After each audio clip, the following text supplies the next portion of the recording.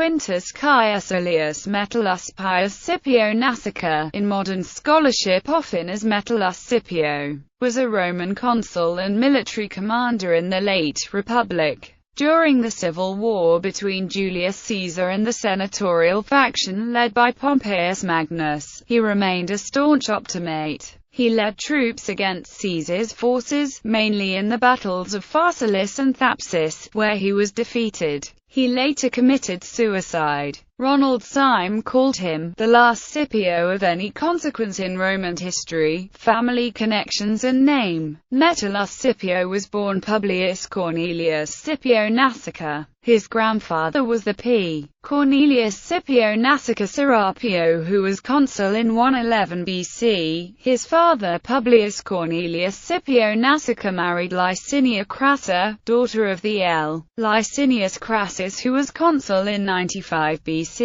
The father died not long after his praetorship, and was survived by 2 sons and 2 daughters. The brother was adopted by their grandfather Crassus, but left little mark on history. Publius Scipio, as he was referred to in contemporary sources early in his life, was adopted in adulthood through the testament of Quintus Caecilius Metellus Pius, consul in 80 BC, and Pontifex Maximus. He retained his patrician status. Scipio's ancestry, notes Syme, was unmatched for splendor, as Jerzy Linderski has shown at length. This legal process constitutes adoption only in a loose sense. Scipio becomes a Caecilius Metellus in name while inheriting the estate of Metellus Pius, but was never his son. While the Pontifex Maximus was alive, he was called Metellus Scipio, but also sometimes just Scipio, even after his adoption.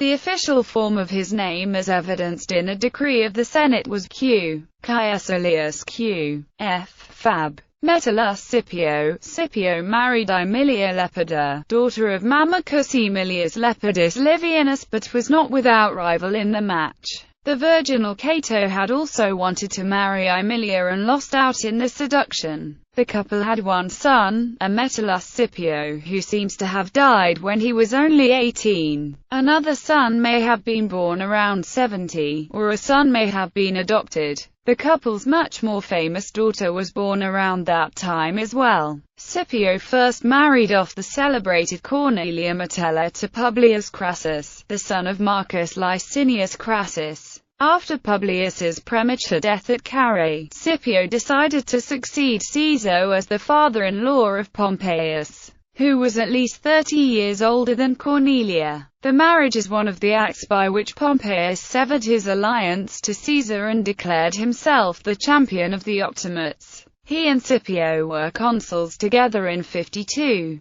Political career. Cicero names P. Scipio among the young nobiles on his defense team when Sextus Roscius was prosecuted in 80 BC. He is placed in the company of M. Messala and Metellus Sella, both future consuls. Metellus Scipio has been listed as tribune of the plebs in 59, but his patrician status argues against his holding the office. It is possible that Scipio's adoption into a plebeian gens may have qualified him for a tribunate on a technicality. He was possibly curule in 57 BC, when he presented funeral games in honor of his adopted father's death 6 years earlier. He was praetor, most likely in 55 BC, during the second joint consulship of Pompeius and Marcus Crassus. In 53 BC, he was interrex with M. Valerius Messala. He became consul with Pompeius in 52 BC, the year he arranged the marriage of his newly widowed daughter to him. Indisputably aristocratic and conservative, Metellus Scipio had been at least symbolically a counterweight to the power of the so-called triumvirate before the death of Crassus in 53. Opportune deaths, notes Syme, had enhanced his value. None remaining now of the Metelline consuls. He is known to have been a member of the College of Pontiffs by 57 BC. and was probably nominated upon the death of his adoptive father in 63 and subsequently elected.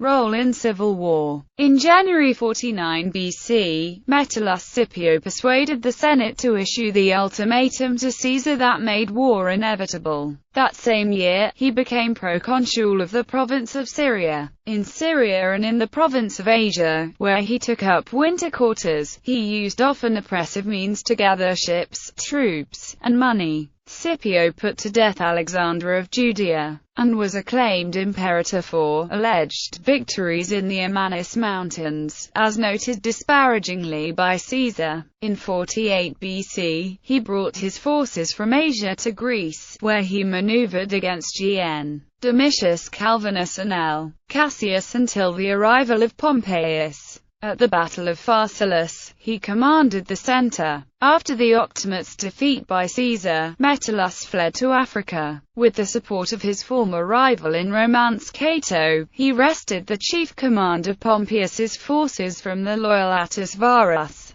probably in early 47. In 46 BC, he held command at the Battle of Thapsus, without skill or success, and was defeated along with Cato. After the defeat he tried to escape to the Iberian Peninsula to continue the fight, but was cornered by the fleet of Publius Sittius. He committed suicide by stabbing himself so he would not fall at the hands of his enemies. Dignity in death. Facing death, Metellus Scipio achieved an uncharacteristic dignity, famously departing from his soldiers with a nonchalant imperatrice bene habet. These last words elicited strong praise from the Stoic moral philosopher Seneca. Assessment. Classical scholar John H. Collins summed up the character and reputation of Metellus Scipio. Selected bibliography. Lindisky, Jersey. Q. Scipio Imperator, in Imperium Sine Fine. T. Robert S. Broughton and the Roman Republic. Franz Steiner, 1996, pp. 144–185. Limited preview online. Syme, Ronald. The Last Scipiones, in the Augustan Aristocracy. Oxford University Press, 1989, pp.